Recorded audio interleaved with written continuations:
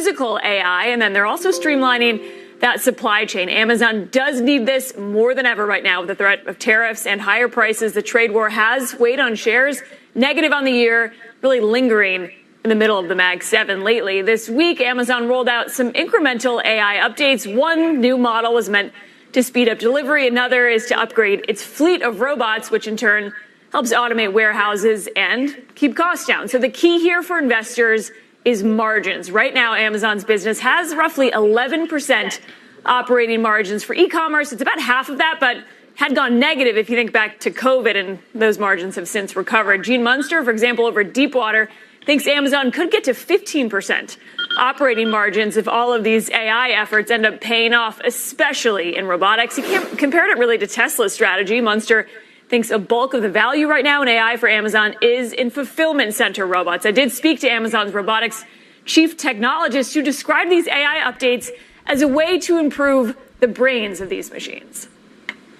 We call it physical. White people got too much money, dog. These white folks got too much money. How much money do y'all motherfuckers need to quench y'all greedy thirst? I mean, what money y'all white folks need, man? Damn. Physical AI, because what we're doing is we're blending the mind with the body. We can create a more adaptive robot. We can take on the menial, the mundane, and the repetitive, eliminate that with our robotics. We can improve efficiencies for our customer to pass along a low cost as well. So, all right. So let me break this down for y'all from a practical C student's perspective so you can better understand what they're trying to communicate to us, all right? So somebody in the chat, let me highlight the super chat really quickly because it's a bunch of different layers that we need to get on top of this. The first thing that I want to say is, hold on. Rage King Leo says going to help with layoffs. I disagree. If you studied Amazon, and I study Amazon, I'm also an investor in Amazon, so let me preface this by saying that if you study Amazon, then you know that Amazon have a decent turnover rate. Why? Because people don't want to work like that. Drivers don't want to drive, warehouse workers don't want to warehouse work. A lot of people like to complain and say, oh man, the rates is too high. If you know what a rate is, if you've ever worked in a warehouse or a supplier or auto manufacturer, then the rate is what the expectation is as far as what you need to deliver every single hour or on average for a day. How many packages you're supposed to have processed, how many different pieces, how much you're supposed to have manufactured, whatever. That's what your rate is. And so a lot of people are lazy, or a lot of people say, oh man, I don't like it. I can't keep up. I don't like physical work. And so they have a decent turnover rate, but Amazon is still growing. So they're not divesting from warehouses. They're investing in building a larger infrastructure so that what? They can deliver faster, they can deliver more efficiently, but they can be the leader in e-commerce when it comes to people. All right. So there's not going to be layoffs. There's going to be natural attrition. Natural attrition is much different than physical layoffs. Physical layoffs are, here's your pink slip. I'm basically firing you and good luck finding another job, get your unemployment, whatever. Natural attrition is we're just not going to continue to hire people because we're going to replace them, not only just with robots, but with robots that can think, physical AI. All right. Now, the other side of it is margins. They saying that right now they have an 11% margin. If you guys remember, during certain parts during the pandemic, their current CEO did not get a bonus, did not get equity. Why? Because the company underperformed based off of whatever it is that they were investing in higher costs. So he took a hit one year because CEO pay is largely tied to the performance of the company, which then give you equity shares. That's why Elon Musk, that's why Tim Cook, that's why Jeff Bezos is so rich. It's not because they got paid a lot. It's because the equity that they got paid in the company then exploded or grew over time. And so CEO pay is largely tied to the performance of the company so that it incentivizes them to make the right decisions and not just make shortcuts or get a small pay right now because you're going to longly have to pay for or benefit from whatever it is that the company does. So they're trying to increase their margin from 11% to 15%, which is huge for a company that does the type of volume that they make. Amazon largely makes the majority of their money off of Amazon Web Services. All right. The e-commerce division, which they have to generate a ton of revenue in order to do a 10% margin, they want to increase that to 15% by increasing efficiency, which also reduces loss. You don't have as many lost packages. You don't have people calling off. You don't have people having crashes. Ain't no. Tim Cook is the CEO of. I had to Google that. Tim Cook is the CEO of Apple. I just had to get FYI. Just a little fun fact. Hit the thumbs up button. Let's continue on with the Millionaire Morning Show with Anton Daniels. Go ahead and subscribe to this channel. Let's go and get back into it.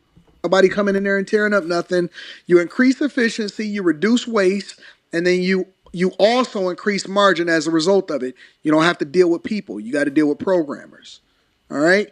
So what this is basically saying is that Amazon is betting on not needing a whole lot of people in order to ensure that its operations remain efficient. AI is going to be there to assist people to be more efficient, not necessarily just to replace. You know how y'all was saying, oh man, we need all of these illegal migrants over here because ain't nobody going to want to do the jobs that we don't want to do. Well, now you got a replacement. You can go home. Go home, Roger.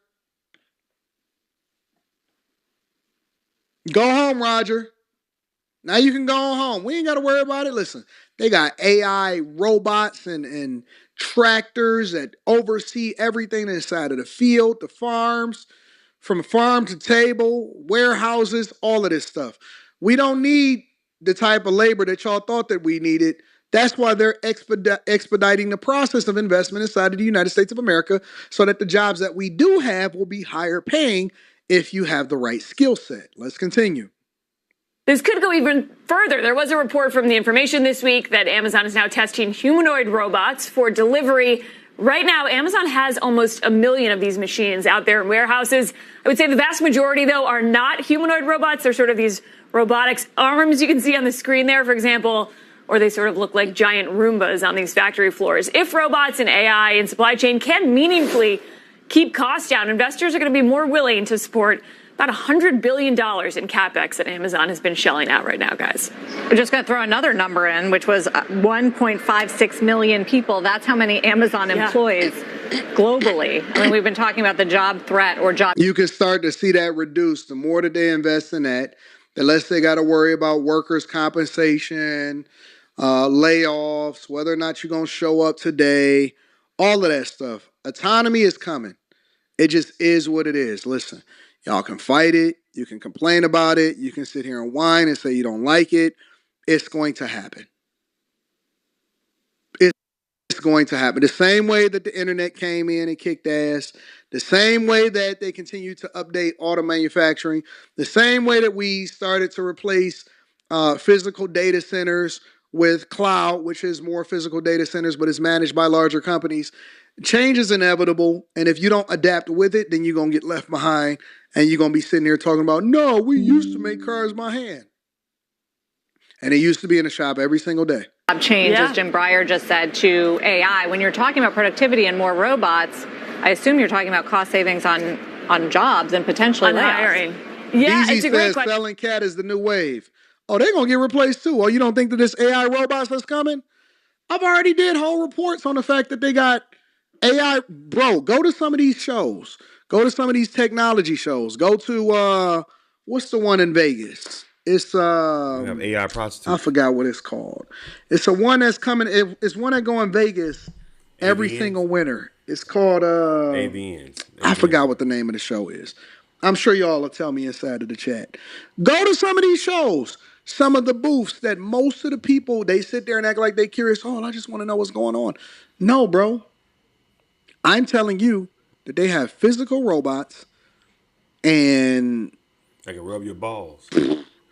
these dudes is going to be like, listen, I don't need no more modern women. I ain't even got to travel overseas no more and worry about no disease. I got me a physical AI girlfriend. That's crazy. That's right, King TV, and they're going to be asking for a women. full-throated apology. CES, shout out to y'all. I appreciate y'all. The Consumer Electronics Show. CES. Oh, okay. I'll be there next year. Yep. CES. Royal Heart says that AI box feel better than Cassie box. I heard. Jesus, Lord have mercy. Question, Sarah, that's something we continuously ask them. And the immediate answer is typically, oh, it's actually in the near term going to result in more jobs. I know Jim Breyer said, oh, different jobs. And that is sort of the sentiment here. But you have to, if you're connecting the dots here, if it's more robots, especially humanoid robots, you would think the end result is fewer people. But with the job numbers out today, there's been arguments over not having enough people to work in some of these warehouses. But overall, Amazon hasn't said this. They've said, yeah, we're going to keep jobs stable. But that is one way that you could theoretically cut costs and keep costs down. Yeah, the other wrinkle is that some of the reporting about their push on robotics this week suggests that they're testing a lot of Chinese-made robots, which adds a whole other level of complexity. Right, Unitree. So it's sort of this smaller robot, but I was surprised to read that as well, Carl, that they have this partnership with Agility. The CEO of Agility Robotics, which is one of their partners, was on stage yesterday at a tech conference saying, actually, no, we're not doing this delivery part. They're really focused on the fulfillment centers. But that would be, I would say, an odd partnership if you look at it on its face. But they've got, as I said, almost 1 million of these robots out there. They've got a ton of different variations of it. Humanoids they're kind of the exciting sci-fi version of these, but it's such a small portion of what the actual robotics picture. So AI is going to come in multiple different forms. It's not just going to come in the form that you think that it's going to come in. But again, I am going to be having a Patreon live stream on how you can leverage it, the business of it, different fields and industry that you can take advantage of as a result of it, all of that. We are going to have whole conversations, and I will post that inside of the page. That's fantastic. Well, this is Anton Daniels. So yeah, I mean, the best job you probably can. If I was young, if I was a kid, I would learn how to. I would teach my kid to learn robotics. Robotics would be the job that would be the direction if I had a kid that was in middle school, because by the time if your kid is in middle school now, by the time they get out of school, when they're adults, after they get out of middle school, let's say for instance they're in the 7th grade, right? They got 2 more years to go in middle school, 7th and 8th, then they got 4 more years in high school. I would teach my kids, hey, get you a job, figure out robotics, learn robotics, because these robots gonna break down. They're gonna need somebody to program them. They're gonna need somebody to put them together. They're gonna need somebody to build them and all that kind of stuff. And when they break down and clean them, maintenance. So the best thing to do is learn as much robotic shit now when you're young, or when you're old. So that way, when these robots come, the robots can't fix robots. But then again, that might be happening. They may have robots come and can fix their own ass. You know what I'm saying? They can fix themselves. They ain't got to worry about nobody trying to fix them. They can fix themselves. So I don't know, man. So shit. So no more Amazon jobs. No more delivery jobs. That's gonna be all robotic. Pretty soon, the robots gonna be building it. They got the fulfillment center. You know what's going to end up happening? The post office gonna see this shit. Post office gonna be next. They gonna be like, well, shit, let's get rid of these damn people at the post office and do the same thing Amazon doing. Just have the robots getting the trucks ready to deliver the mail, sorting it and all that kind of stuff. The trucks drive by themselves, and then just have the truck drive by itself, and the robot have on a little UPS, a little United Postal Service uniform with the little shorts and the whole nine. Can you imagine that robot with a little a little mailman walking down your street and shit with your mail, putting your mail in your mailbox? Hell, the robot, in some cases, he might not even have to get out the car. In like houses, they got the mailbox. The robot car can pull right up. Automated car, the robot just can put the mail. They have the mail right there and just and put it right into the mailbox, close the box, drive on to the next house, grab that mail. It's already organized by the robots of how to route. The route won't be so detailed. Yeah, it's a wrap, dog. We all gonna be fucking working for the robots. we got to get us a job with the robots and shit. That's what we got to do. Anyway, what do y'all think about this video, man? Leave your comments, subscribe to the channel, hit the thumbs up button.